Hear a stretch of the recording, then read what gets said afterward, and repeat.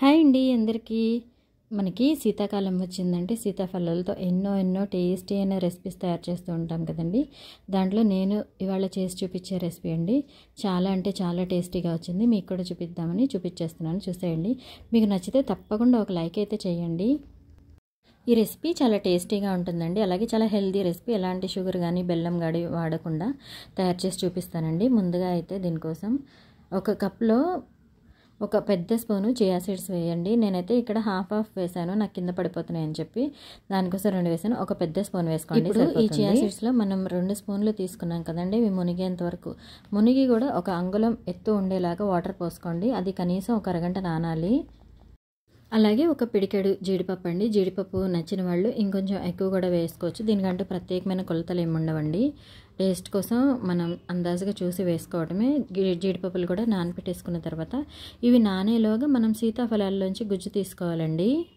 అలాగే మనం ఏదైతే చియా సీడ్స్ నానబెట్టామో వాటిని కూడా విడి నీళ్ళల్లోనే నానబెట్టండి. ఎందుకు అంటే మనం ఈ రెసిపీలో డైరెక్ట్గా యాడ్ చేసేస్తే అవి ఎక్కడో చోట కరకరలాడుతూ ఉంటాయండి, టేస్ట్ ఉండవు. నీళ్ళల్లో నానబెడితే మాత్రం ఖచ్చితంగా మెత్తగా ఉంటాయి, గుర్తుపెట్టుకోండి. ఇప్పుడు ఇలా సీతాఫలాల నుంచి అన్ని గింజలు వేరు చేసేసుకున్నాం కదండి, దానిని చిన్న ఇలా ఆనియన్ కట్టర్లో వేసుకోండి. లేదు అంటే మీరు చేత్తో అయినా తీసేసుకోవచ్చు. ఆనియన్ కట్టర్లో వేస్తే కొంచెం ఈజీగా వచ్చిందండి పల్ప్ అయితే. తర్వాత చేతులతో అయినా గింజలు తీయాలి, కాకపోతే కొంచెం గింజ తీయడానికి మనకి ఈజీగా అయిందండి, అందుకే చూపించాను. ఒక 2 నిమిషాల తర్వాత మనం లాగి ఇలా చూస్తే గింజ ఇలా చూడండి విడివడిపోయింది.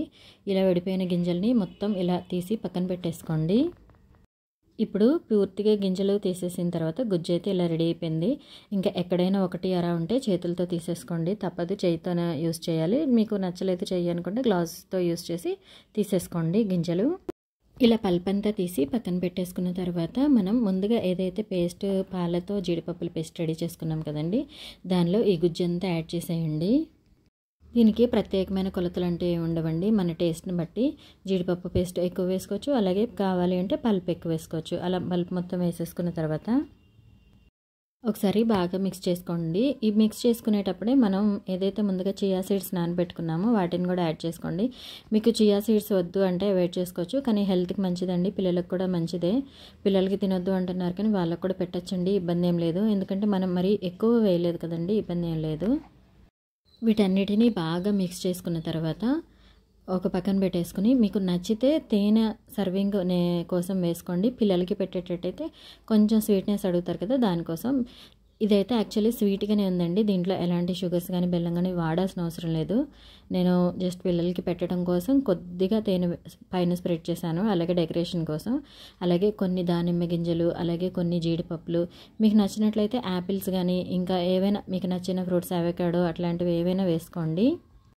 కియా ఫ్రూట్స్ ఏవైనా మీకు నచ్చిన ఏ ఫ్రూట్స్ అయినా యాడ్ చేసుకోండి. చాలా అంటే చాలా టేస్టీగా ఉంది.